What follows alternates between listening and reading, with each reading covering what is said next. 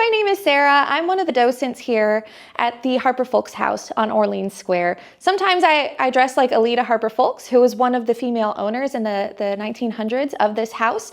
But today I wanted to tell you some fun facts about the Harper Fowlkes House. So the first owner of the Harper Fowlkes House was this man over this front mantle. This is Aaron Champion, and he owned the house for a few years in the 1840s, but he gifted it to his daughter, Miss Mariah Sophia, upon her wedding day. And she owned this house all the way until 1890. When she did pass away, she gifted it to her second-born son, Henry McAlpin here, and he married 3 times in his life. First to Miss Claudia, this young woman right here.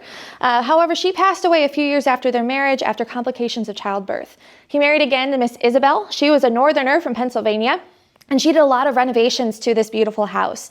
But upon her passing in 1909, he was a bachelor for a little bit until the 1920s when he married his third and last wife, Miss Mary Young. They were married about 6 years until Henry passed away in 1931. And then the house sat for a few years until this lovely young lady took over when she was 31 years old, Miss Alita Harper.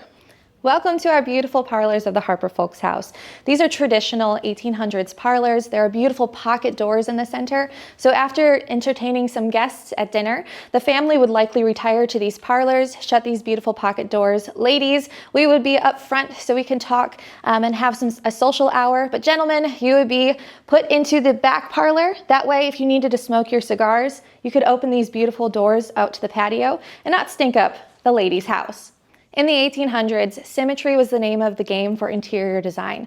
So if you had a window on one side of the fireplace, you had to have a window on the other.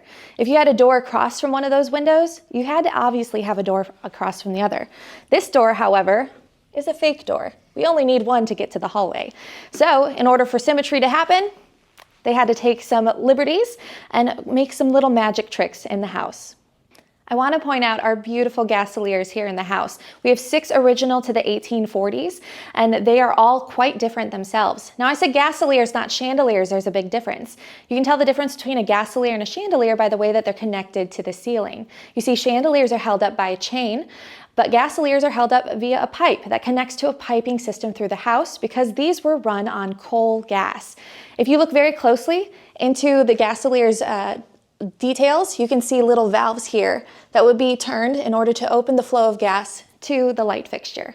These gasoliers were also made by the same company that made all the gasoliers for the White House in Washington, D.C. Welcome to our beautiful dining room. If you look at the walls here, this is not paneling. This is actually paint. It's a treatment called faux bois. It was done in the 1890s when this room was expanded. Originally, this room was 2 rooms when the house was built in the 1840s. Right here used to be the original staircase to the house. But one of the wives of one of the owners, she wanted to expand this and make this a beautiful place for entertaining. So she moved that original staircase to the back porch and closed the back porch and made this room a lot bigger. And you can see that it is a gorgeous place for beautiful dinners, to entertain clients of the lawyer and the judge who lived in the house in the 1800s into the 1900s. And it's just a beautiful piece of history here at the Harper Fowlkes House. Welcome to the sitting room of the Harper Fowlkes House. This is the room that Alita Harper Fowlkes did a lot of her business dealings here in the city. You see, she had an empire of antiques here in Savannah, had multiple different antique stores throughout the city. One of them is now E. Shaver Bookstore over on Madison Square. She was an early preservationist here in Savannah as well.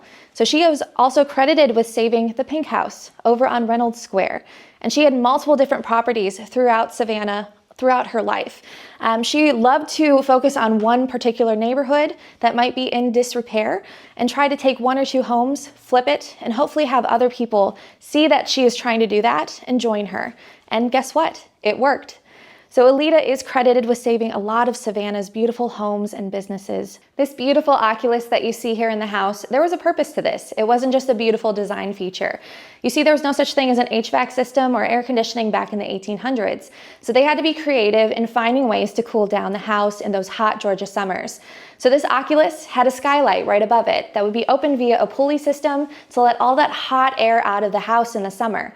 It would also create a cooling downdraft that would come through that skylight and go through the Oculus and then spread out into all of the rooms that were connected to the central hallway, cooling down the house. Did you know that the Harper Fowlkes House was also the set for a number of different movie scenes throughout the last few decades?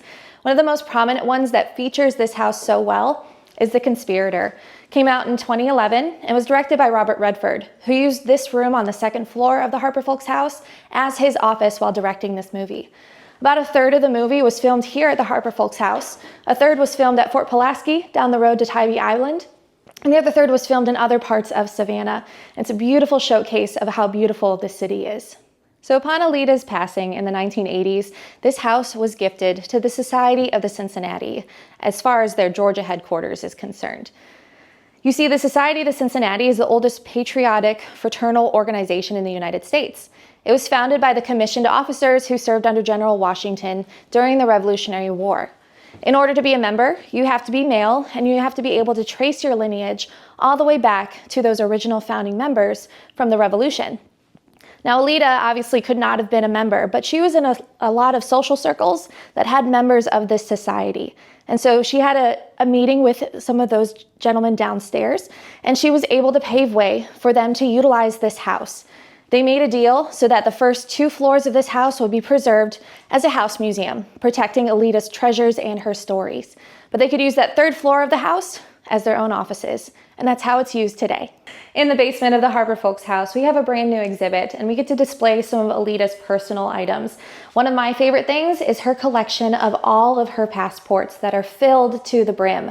While she was an antiquist here in Savannah, she would take biannual trips all the way to England to pick out beautiful treasures and pieces to bring back and share with Savannah. Welcome to the original kitchen of the Harper Fowlkes House here in the basement. This is what it would have looked like slightly when it was originally used in the 1800s. We have the original beautiful hearth fireplace. We have some original cooking tools as well. Can you imagine what it would be like to cook a whole meal down here in the dark basement? If you come to visit us at the Harper Fowlkes House, we're not only going to tell you about the architecture and the beautiful details of the design of this house, but we're also going to tell you the story of the people who call this place home.